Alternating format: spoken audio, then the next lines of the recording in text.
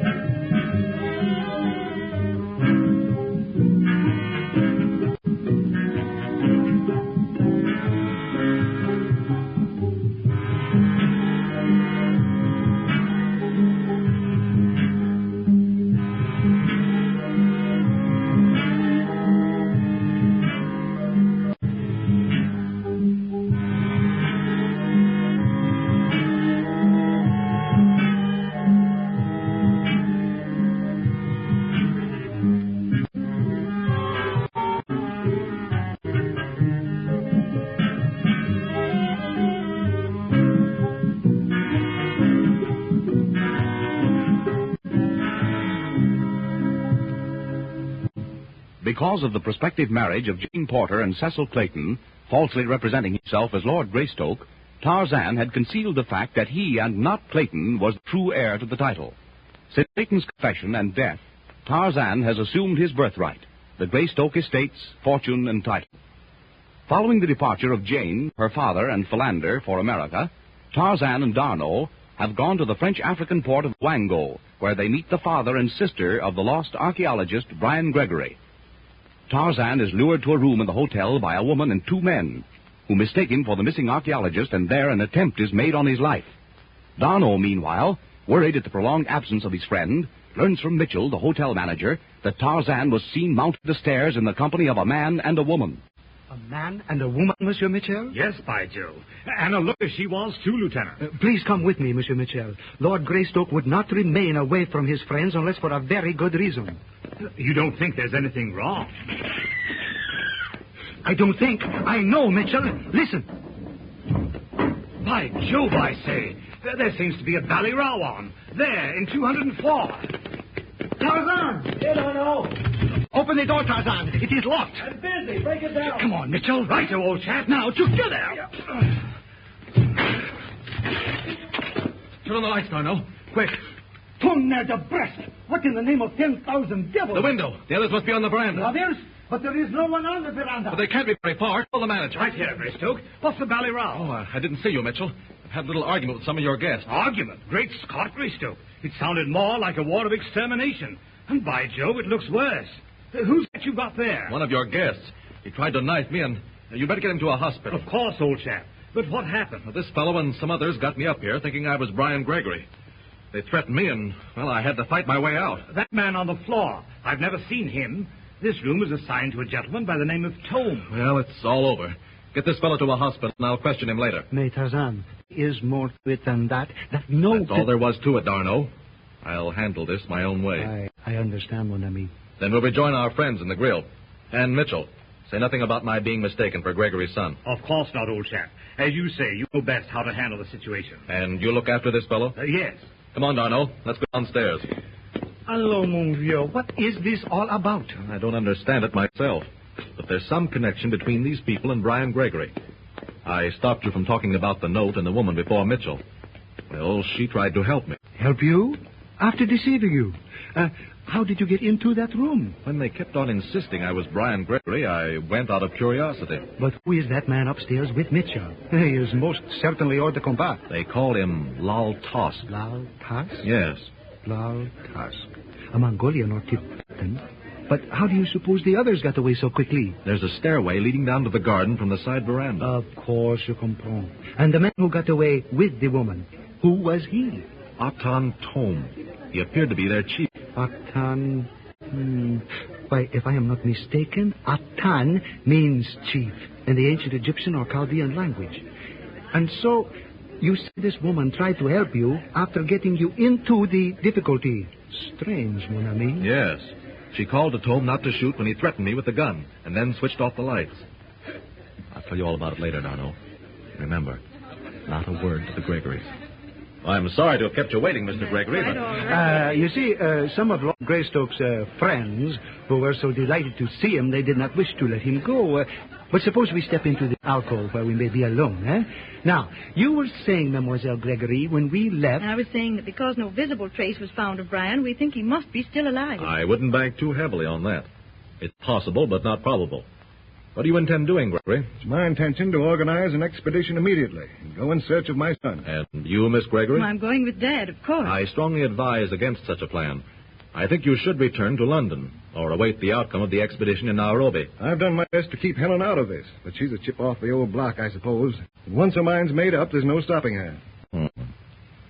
Have you any idea, Gregory, as to what part of the country your son was in or making for when he disappeared? All I can tell you is that he was somewhere near the junction of the Ubangi and Congo rivers. At least that's where his last letter to Helen said he was going. Where was that letter posted? Right here in Luango. It was the last letter we had. As a souvenir, he sent me a map of the country he was going into. A map? What sort of map? No, I don't imagine it's at all accurate because it's one he sketched himself. But we thought it might help. Are there any towns or cities marked on it? Yes. There was a place called Ajaka at the bottom of the map. Then there was the Ubangi River with several places named. And a range of hills or mountains and... Oh, yes, on the other side of a circle marked to Mbaka, extinct volcano, there was a cross with the words under it.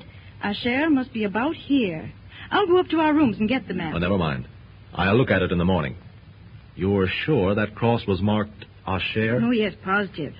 Lord Greystoke, do you know the place? I've heard of it. And not long ago. Did your brother in that last letter mention any friends such as Magra or Lal Tusk or Tome? Tome. Why, Randolph, one of the men who was with the expedition, mentioned that name in his report on their return to Chicago. A man by the name of Tome and a woman, supposedly his daughter, joined the expedition on this second trip. You don't mean to tell us you know them, Lord Greystoke? I've had the pleasure of meeting them once.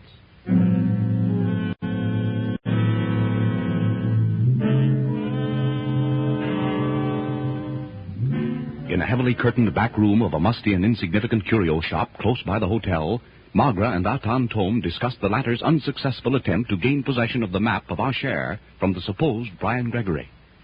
No, Magra. There is no doubt about it. The man's voice, beard, even the scar on his forehead prove him beyond all doubt to be Brian Gregory. Then why should he wish to conceal his identity? The diamond of Asher answers that question. Yet you do not think he has it? But he has something of equal value. The map showing the location of the mountain of Tuanbaka, in which the city of Asher, according to the legend, is located. The father of diamonds, Magra, is in Asher. But how can you be sure, Atan, the map is accurate? Gregory was with Makumbo, the greatest of the house of witch doctors, when the old man died. He tended Makumbo to the last and received through the old one's gratitude the legend of the Hesihatherians and the great diamond. And the map? Makumba drew a sand map for Gregory, which Gregory copied on the hide of a leopard with his own blood, and later recopied with the story of the legend in his diary. And which, without his knowledge, you found and read. Why did you not make a copy of the map then? I had no time. Gregory was suspicious of everyone. You spoke tonight as though you knew he had been to the city of Asher and had escaped. That was a shot in the dark. After the body of Gomez was found, presumably killed by wild beasts, Gregory vanished.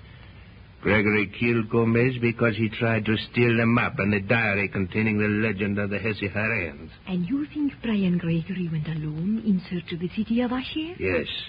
That is why I abandoned the expedition and left you in Umukin.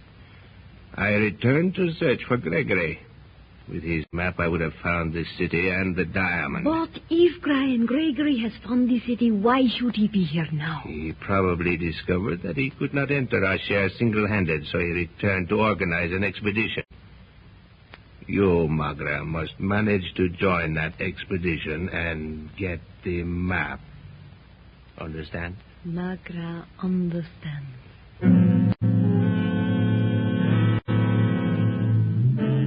In the Metropole Grill, Helen Gregory and her father are discussing their proposed expedition with Tarzan and D'Arnot with the hope of finding, if not their brother and son, at least some trace of him.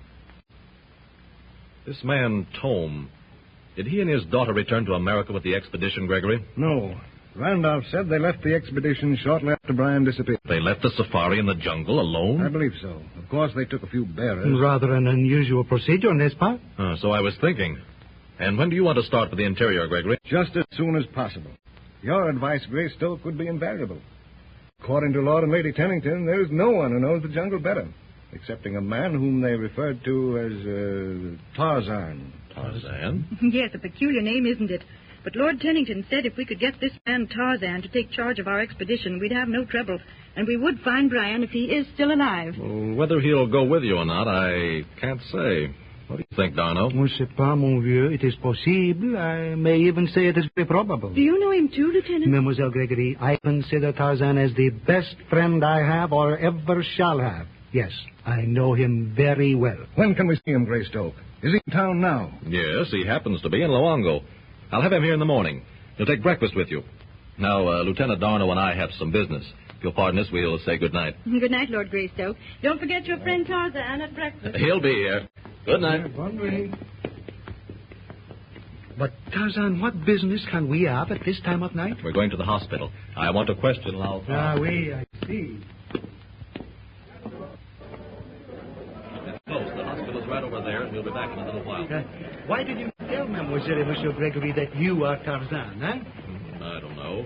Why didn't you tell them? The same reason, I imagine. It would have ruined a few very amusing moments at breakfast tomorrow. But here is the hospital. Shall I go in with you? Yes.